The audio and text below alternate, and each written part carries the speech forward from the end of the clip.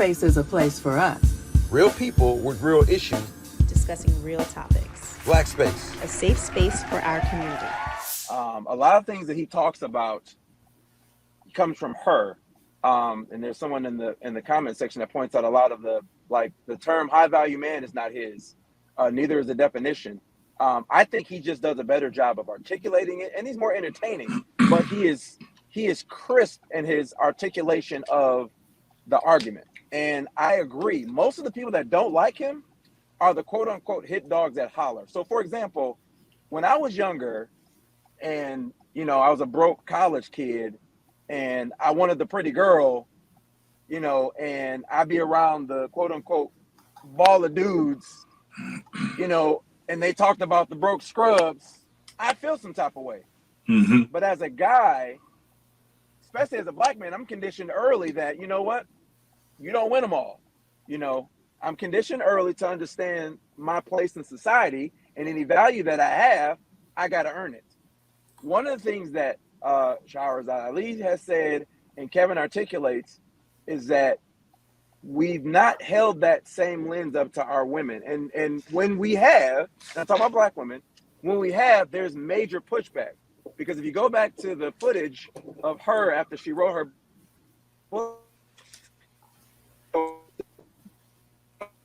talk show rounds, she drew similar pushback. And this is back in the late 80s, early 90s, having this exact same conversation. And so, yeah, Janelle hits it right in the head. The women that don't like the message, they're the hit dogs that holler. And with due respect to Janelle, you're married. Janelle, with due respect, you're also an attractive woman. And so you don't fit, and you also are seemingly, because I don't know, I'm not your husband, feminine. You exude it. And so, and if you watch enough of Kevin, you'll see that, again, outside of the salacious clips, which are, in my opinion, about 5% of the content. Most of the conversations that he would have weren't that bad.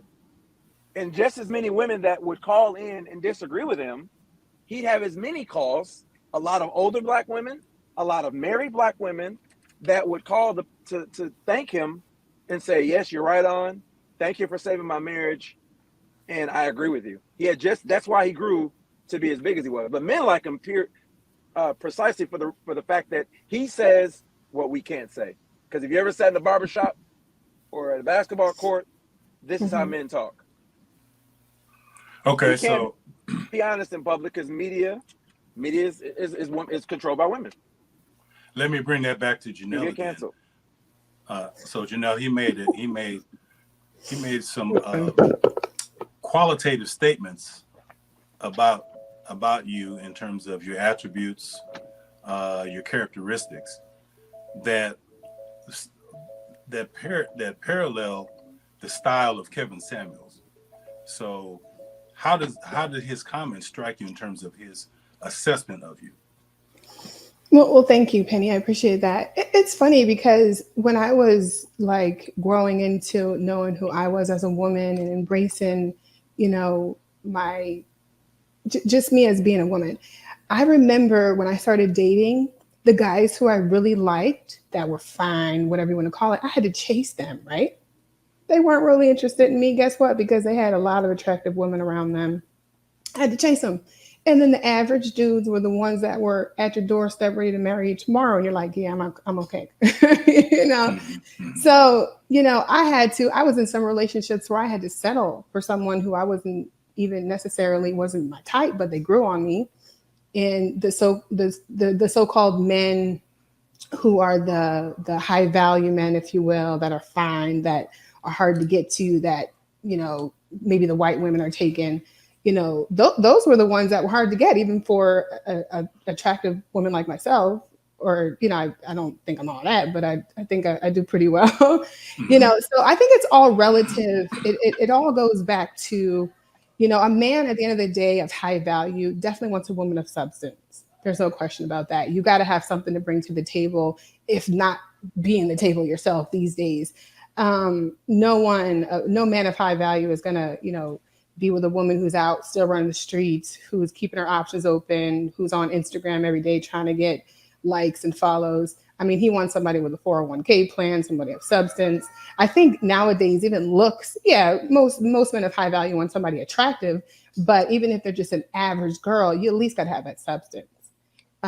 For me personally, I'm an entrepreneur.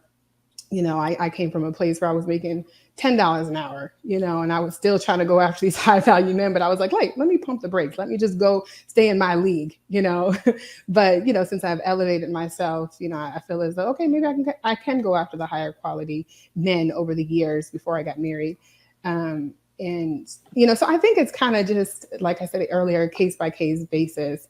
You definitely have to put yourself in a position as a woman to just stay in your league. You know, I remember Kevin Samuels mentioned something, you know, these women who want these high quality men, but they're not high quality women. They're not even doing nothing to excel their education. They're not doing anything to get better jobs. They're not doing anything to, you know, be a wife. They're just girlfriend material. And these men are looking at that. So I think that's, you know, that's something that's, you know, just a case by case basis. So Janelle, from the experience of a woman in our community, what is the ratio of substantive women to high value men? I would say, I don't know. I would say that's a great question. I mean, I really don't know.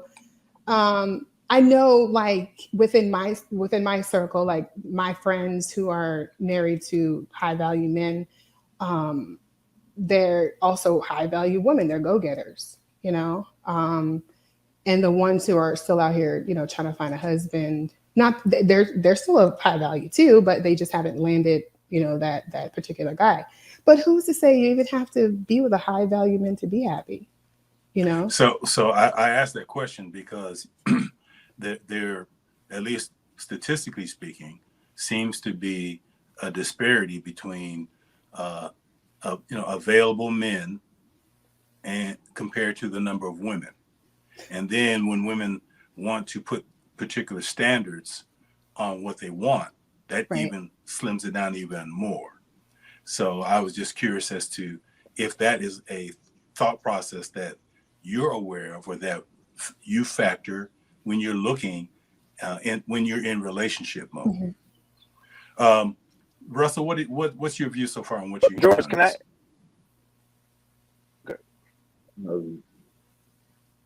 For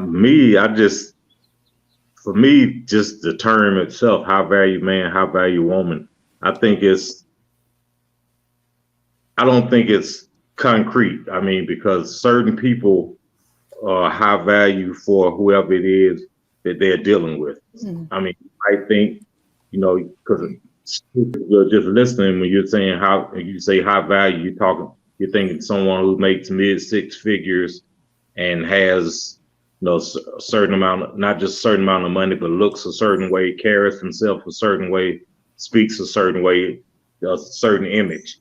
And that's fine and dandy, but for some people, a high value might be the person who's making 50 a year, has a nice little home, has a reliable transportation, has everything. It's not heavily in debt, and is living a comfortable life, even though if they aren't making 600,000. I mean, so I think it's relative, and I also think that people hear more of it, like heard an entire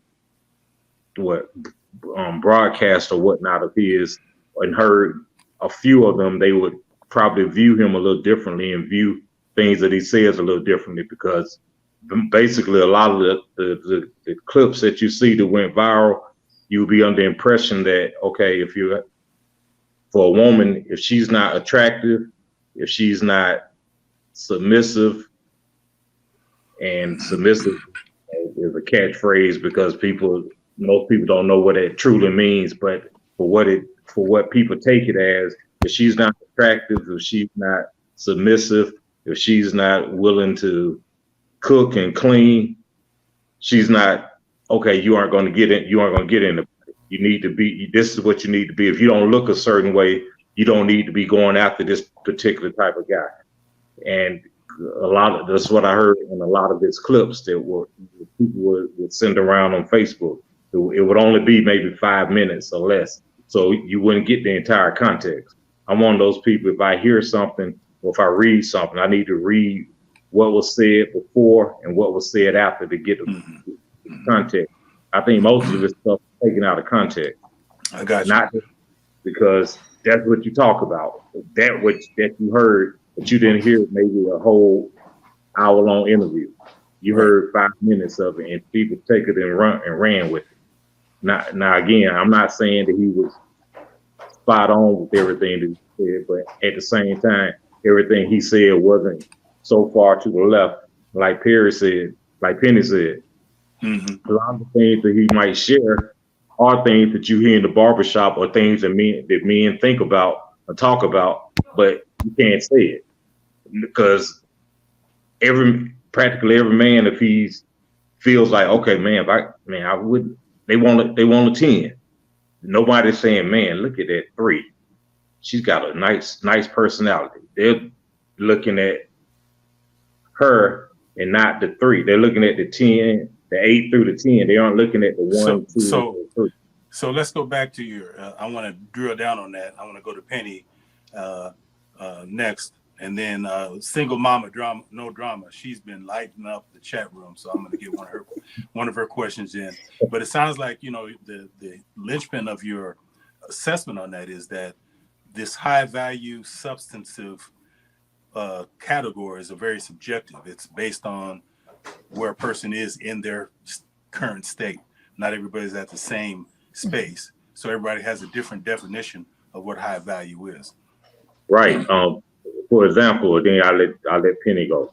If you get, and this is basically the stereotypical, so don't start blowing up the chat lines. Oh, now you're talking about this, but you get a guy who is lower middle class. And he goes and he meets and he starts dating a woman who lives in the project. Let's say he dates Thelma. Thelma dating this guy and he's making what, $40,000 a year, which isn't a lot of money, especially in the way the economy is now. But Thelma's living in Cabrini Greens, so this dude making $40,000 and driving a Honda Civic, a 6-year-old Honda Civic. He's high value to her. Right. But okay.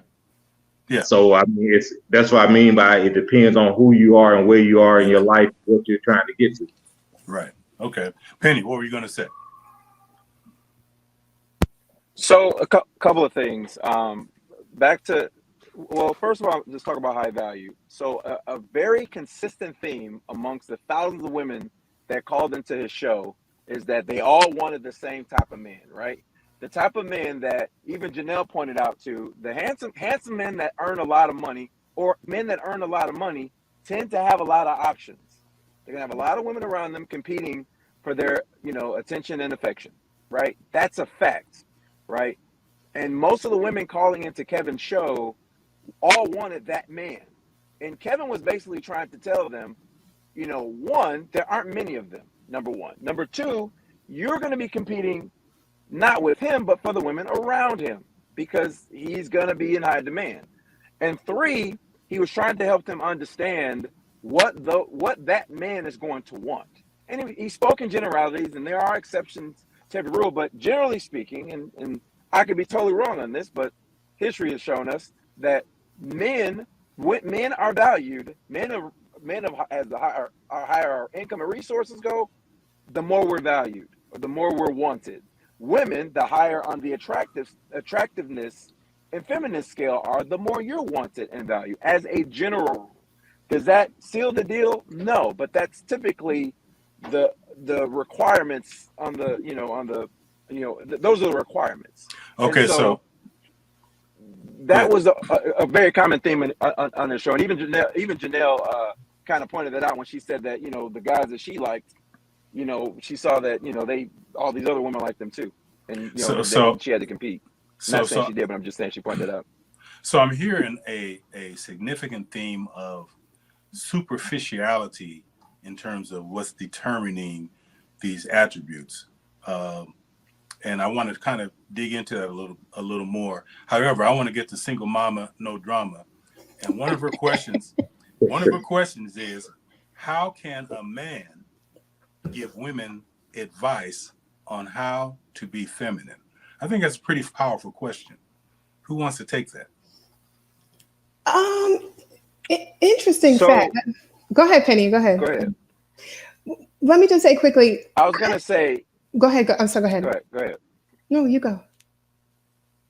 So I was gonna say he would point out things. Men know what femininity is, right? We know what femininity is. The things that he would point out mostly was masculine and aggressive attitudes, which is not attractive to men. Generally speaking, it's not attractive. And he would point out women's weights. Those are the two biggest things that he would point out that were not feminine. Being overweight is not feminine. Men don't like women that are bigger than them as a general rule. And men don't like women that are masculine and aggressive as a general rule. That's as a general rule. And he would point those things out. And that's what he would kind of point out, in his examples and talking to women. But go ahead, Janelle. All right, Penny, you're getting real deep in there. So you keep adding more stuff to the pot to talk about. So go ahead, Janelle. It's funny because I was a tomboy in high school, right? And I remember when I was in my early 20s, I dated this one particular man who actually showed me how I needed to be feminine, told me how important submission was, to be submissive as a woman. And I remember that day, I was like 22 years old. And ever since that day, I've wrapped it around my head. Okay, I need to be submissive. I need to be more feminine. And I just kind of ran with it. But it's funny, a man was telling me like, hey, if you want to pull a good guy someday, they're going to want you to be submissive and they're going to want you to be feminine, just period. And I'm like, okay, well, I grew up in a traditional family. Mostly everyone on my mom and dad's side been married 40 plus years. That's all I know is long-term marriages. I've seen my mom have a hot meal for my dad on the stove every night. She pretty much did everything. I mean, he pulled his load, but I seen her being submissive. And nowadays it is different. I get it. Women aren't as submissive, but again, to each its own, So you do believe that a man can tell a woman how to be feminine? To a degree. I mean, and it's probably more of less, okay, this is what I like. If you want to be the type of woman that's going to rock with me, this is what I like. Either you got it or Linda, Keisha, and Michelle got it. So what you want to do, and this was someone back in the day who I was really trying to be with. So of course I'm going to listen. Oh, you want me to be dismissive? I got that. Yeah, that's easy. So is how to be a woman the same thing as what men like in women? Are those two things synonymous? Yes and no, because how to be a woman is kind of relative, because some women don't know how to cook. Does that mean you're not a woman? No. Some women, don't want to put on a dress every day. Does that mean you don't want to be a woman? No, I think it's all relative. But I think it all boils down to being tailored to your man, whatever your man likes, and pleasing your man. I've dated Muslim men who didn't want me to wear weaves in my hair and wanted me not to wear tight clothes. And guess what? I conformed to that at the time. Then I dated somebody who liked boobs and they wanted my boobs out all the time, wanted tight dresses on. Guess what? I conformed to that at that time. So not that I'm a puppet, but at the end of the day, if you want to be in a productive relationship, it's the same thing as being compatible with someone. If they want you to be a certain way, you want them to be a certain way, you got to meet in the middle. Do what you got to do. Because guess what? If you don't do it, somebody else will. So. Russell, Penny says that overweight women is not feminine. That's a pretty strong statement. Where do you rest on that statement? I wouldn't say it's not feminine. I would say it's not healthy, and I would also say, depending on how it's distributed, it's not attractive. But overweight is also subjective. I mean, it depends on what a particular man likes.